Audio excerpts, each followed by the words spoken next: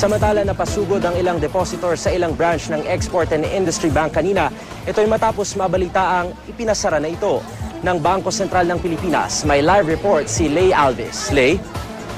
Steve, alas 9 kaninang umaga nang mag-take over ang Philippine Deposit Insurance Corporation o PDIC sa lahat ng sangay ng Export and Industry Bank sa buong bansa.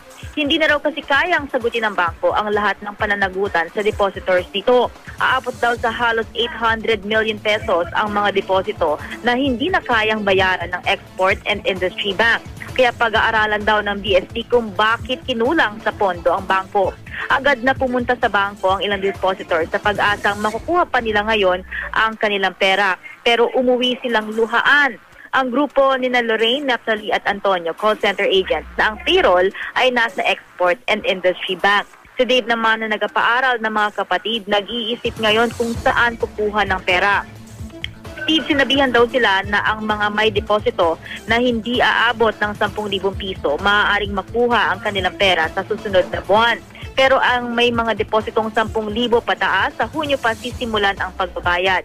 Ang ilan daw nakapag-withdraw pa sa ATM kaninang madaling araw, pero nang pumutok ang balita ng bank holiday, hindi na sila maka-withdraw sa ATM. Disabled na rin ang internet banking. Steve? Maraming salamat, Lay Alves.